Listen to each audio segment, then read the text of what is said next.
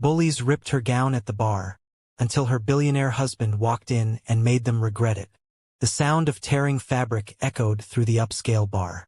Joyce Edwards felt the cool air hit her back as her emerald gown split open, revealing her skin to a room full of strangers. Laughter erupted around her, cruel, mocking laughter.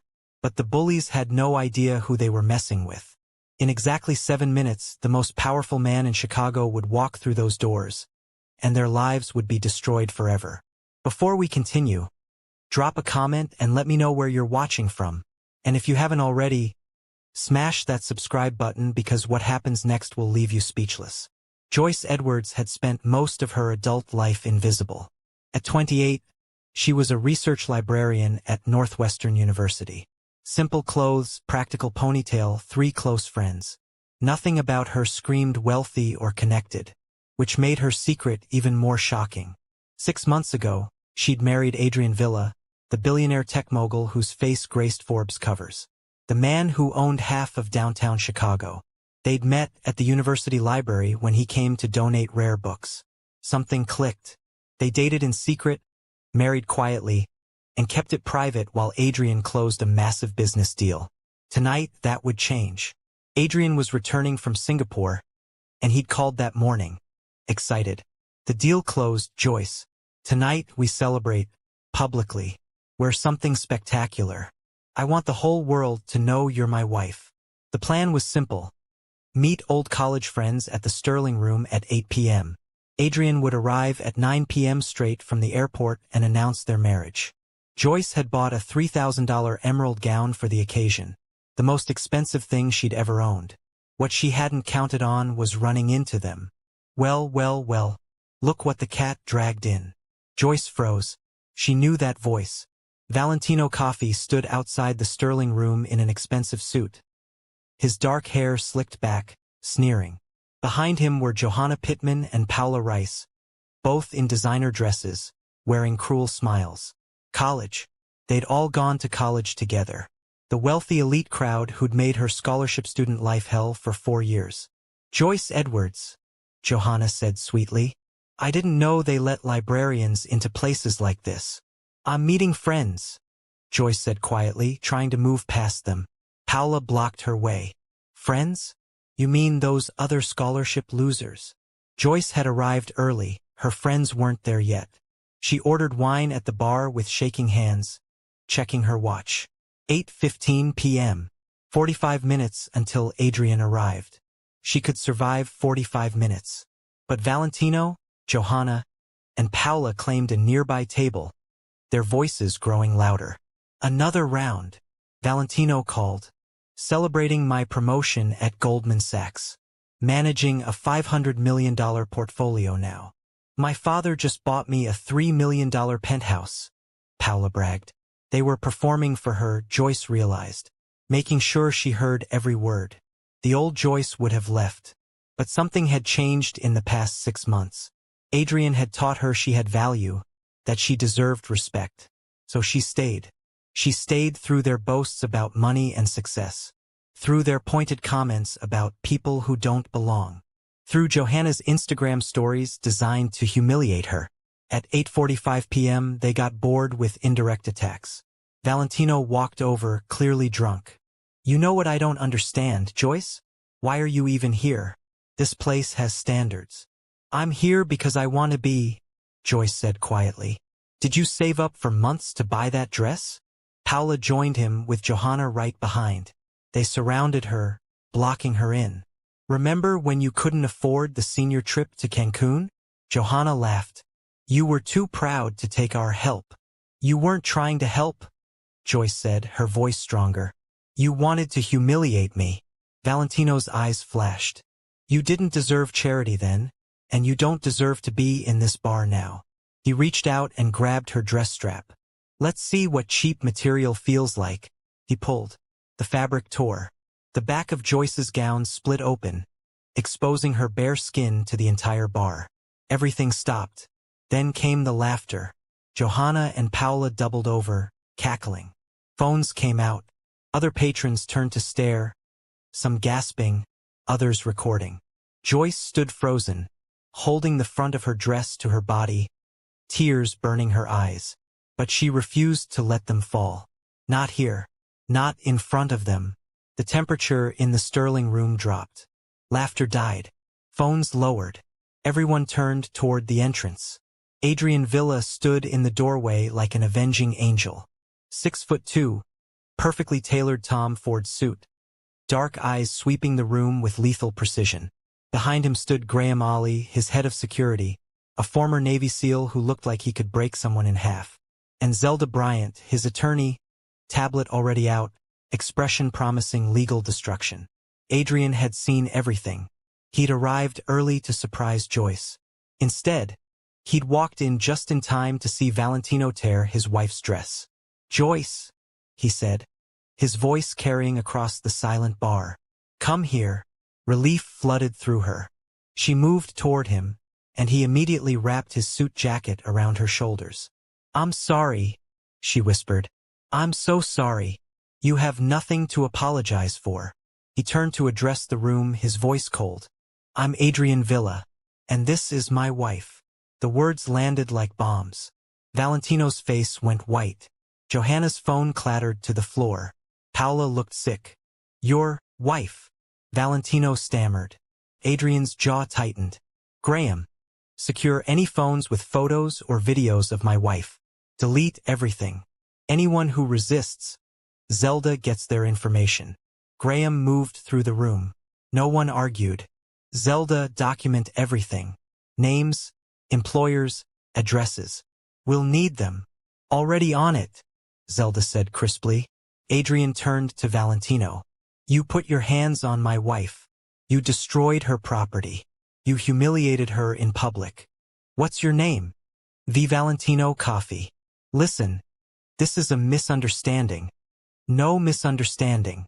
The bar's security system sent live footage to Graham the moment I pulled up outside. I watched you assault my wife." "It wasn't assault," Paula protested. "It was just a joke." Adrian's voice could have frozen fire. "You think assault and public humiliation are jokes?" Silence. He pulled out his phone. "Zelda, what did you find?" "Valentino Coffee works at Goldman Sachs, Wealth Management Division," she read. "Johanna Pittman works at the Pittman Family Foundation, run by her father. Paula Rice is unemployed, living off family money." Adrian's face was stone. "Here's what's going to happen. Valentino, you're done at Goldman. Johanna, your father values the $5 million I donate to his foundation annually. He'll be receiving a call. Paula, your father's been trying to get a contract with Villa Technologies. That's dead.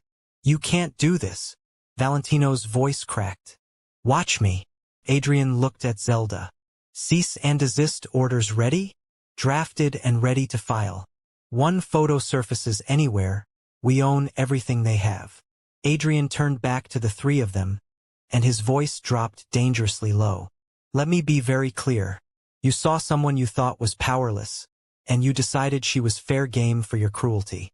You assaulted her because you thought there would be no consequences." He stepped closer to Valentino, who backed away. "But here's the lesson. There are always consequences. Joyce didn't need my money to deserve respect. She deserved it because she's a human being. The fact that you couldn't see that says everything about who you are." "We were just kids in college," Johanna pleaded. "You're not kids now. Graham, get their statements. Make sure they understand. One post, one picture, one comment, and the lawsuits begin. If you're still watching right now, you're exactly the kind of viewer I love. Subscribe so I can keep giving you stories that touch your heart. Hit that bell so you never miss what happens next." As Graham herded them away, Joyce found her voice. "Adrian, you didn't have to." "Yes, I did." His expression softened as he turned to her. "I've spent 6 months watching you light up talking about rare books, treating everyone with kindness, making me happier than I've ever been. What they tried to take from you, I won't let that stand." Tears finally fell, but they weren't tears of humiliation anymore. "I spent years thinking I wasn't enough," she admitted. "When I met you, I kept waiting for you to realize they were right. They were never right. You're perfect, Joyce. Anyone who can't see that is a fool." He kissed her forehead. Come on. Let's get you home. Wait. Joyce straightened, wiping her eyes. No. I don't want to leave. I don't want them to think they chased me away. Adrian looked surprised, then proud. Are you sure? You said you wanted the world to know I'm your wife. So let's do it. Right here, right now. Adrian smiled, genuine and warm. All right then. He made a series of calls. Within 20 minutes, the manager had cleared half the bar, set up a private section, and brought out champagne that cost more per bottle than most people's rent. Joyce's friends, Allison Ballard and Jonah Vincent, finally arrived, stunned by everything. You married Adrian Villa and didn't tell us? Allison gasped. It was complicated. Joyce laughed, feeling lighter. And he destroyed those bullies? Jonah looked impressed. They made your life miserable in college. Word spread through Chicago's social circles with lightning speed. By midnight, Joyce's phone flooded with messages. Old classmates suddenly reaching out. Colleagues sending congratulations. Even some of the bullies' old crowd sending apologies, terrified of association. By the next morning, the consequences had begun. Valentino received a call from Goldman Sachs HR at 7 a.m. He was being let go, effective immediately. No severance beyond the legal minimum. When he tried calling contacts at other firms, the responses were identical. We're not hiring right now. Word traveled fast in finance. Adrian Villa had made a call, and Valentino coffee was toxic. Johanna's father called her at 8 a.m. What the hell did you do? Thomas Pittman's voice shook with rage. Adrian Villa just called me. He watched you assault his wife on security footage. Do you have any idea what you've done? Daddy, I didn't know. You assaulted someone, Johanna, and not just anyone. The wife of our foundation's largest donor. You're fired. Clear out your office today. The call ended. Johanna stared at her phone, her perfect life crumbling. Paula's situation unfolded more slowly but just as devastatingly. Her father, Dominic Rice, received an email from Villa Technologies. The contract they'd been pursuing for a year was terminated. No explanation, just a polite rejection. Then 3 major investors called, all with the same message. They were pulling funding from Rice Pharmaceuticals due to concerns about company culture. By noon, Rice Pharmaceuticals stock had dropped 12%. Dominic called Paula, his voice ice. What did you do? I didn't do anything. It was just, we were joking around with an old college friend. An old college friend who happens to be married to Adrian Villa? The man who just destroyed a year of negotiations and tanked our stock. He paused. You're cut off, Paula. Completely. Until you grow up and understand that actions have consequences. 2 weeks later, Joyce sat in her library office when she received an unexpected visitor. A young woman, maybe 22, with nervous eyes and a scholarship student's careful posture. Dr. Villa? I'm Zelda Bryant's niece. She told me I should talk to you. Joyce looked up, surprised. Please sit. Call me Joyce. The woman clutched her backpack. I saw what happened to you at the bar. It's been all over the news. And I wanted to say, thank you. Thank you. For not running away. For not letting them win. Tears filled her eyes. I'm a scholarship student here. Pre-med. Rich kids in my program treat me exactly like those people treated you. Last week, someone accidentally spilled coffee on my presentation materials right before I had to present. Joyce's heart ached. I'm so sorry. But seeing that you chose to stay at that bar, that you didn't let them make you run, it gave me courage. I reported the incident. And I told my parents I'm not quitting. Even though I think about it every day. She pulled out a newspaper clipping about that night. I want to remember that people who are cruel don't always win. That standing up matters. That girls like us belong anywhere we want to be. Joyce hugged her. You absolutely belong here. And if anyone gives you trouble, you come to me. After she left, Joyce sat thinking. Then she called Adrian. I have an idea. What if we created a scholarship fund? Not just tuition, but everything scholarship students need. Professional clothes, conference travel, emergency expenses. I love it. Adrian said immediately. How much? Enough to make a real difference. Let's start with 50 million. Joyce still wasn't used to the numbers he threw around. $50 million. For students like me. For people who deserve so much better than what they got, but who became extraordinary anyway. 6 months later, the Visible Voices Foundation held its first gala. Joyce stood on stage, looking out at wealthy donors, university officials, and, most importantly, 200 scholarship recipients in their finest. I've been thinking about visibility, she said into the microphone. Who gets seen, who gets heard, who matters. For most of my life, I was invisible. People looked through me, never quite at me. She found Adrian in the crowd, his eyes warm. But I was never actually invisible. I was always there, always working, always matching. What changed was that I finally understood my worth. She smiled at the students. Each of you already matters. This foundation exists to make sure the world finally sees what's always been there. Your brilliance, your resilience, your potential. You belong everywhere you want to be. The applause was thunderous. Later, on the balcony, Joyce and Adrian looked out at Chicago's skyline. Do you ever regret it? She asked. The drama of how we went public? Adrian pulled her close. Not for a second. You know what's crazy? I'm almost grateful it happened. If Valentino hadn't torn my dress, we might have announced our marriage in some boring press release. Instead, we made a statement. We showed that cruelty has consequences, that women like me, from nothing we matter. You always mattered, Adrian said softly. I know that now. Somewhere in Chicago, Valentino was applying for his 7th job, learning that reputation mattered more than he'd imagined. Johanna was working at a small nonprofit for a fraction of her old salary. Paula was in Florida, hiding from media attention.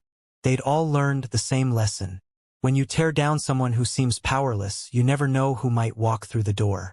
But for Joyce Villa, standing with the man she loved and the foundation they'd built together, karma looked different. It looked like justice.